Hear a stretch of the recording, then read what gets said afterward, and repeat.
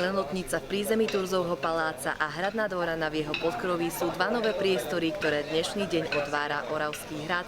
Tieto dni sú zároveň otvorením novej turistickej sezóny 2016.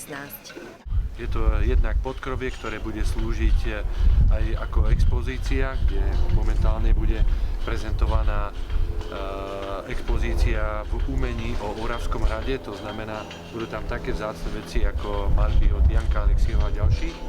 A potom je to rekonštrukcia prízemia, ktoré vlastne bude spájať už zmienenú kaplnku svätého Michala, ktorá bola jedna z tých takých väčších investícií, ktorú sme rovnako urobili spoločne s múzeom. Klenotnica ponúka okrem zreštaurovaných interiérov odhaľujúcich renesančnú výmaľbu aj najstaršie zbierky Oravského múzea. Medzi najcennejšie exponáty patrí napríklad renesančný zásnubný prsteň s diamantom z takmer rídzeho zlata.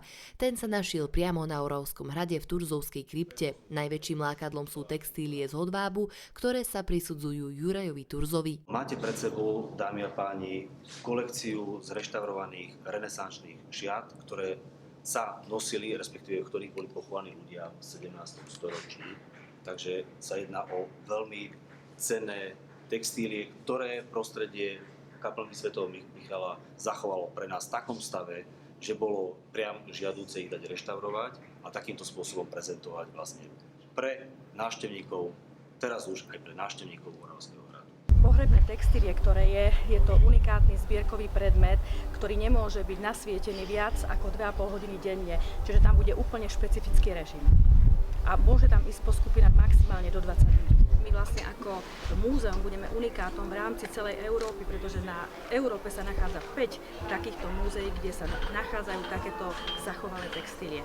Rekonštrukcia nových priestorov stála dokopy viac ako 650 000 eur. Financovaná je prostredníctvom eurofondov, zdrojov Žilinského samosprávneho kraja a Oravského múzea.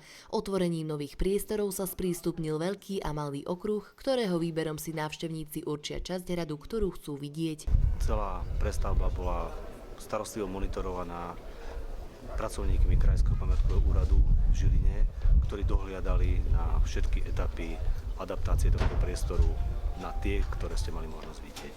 Počas celého víkendu prebiehajú na hrade i tradičné turzovské slávnosti, sú pomyselným otvorením hlavnej turistickej sezóny.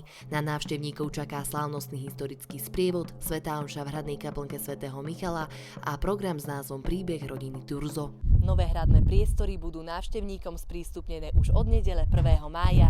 Pre InTV Monika Tuková, Infovojna.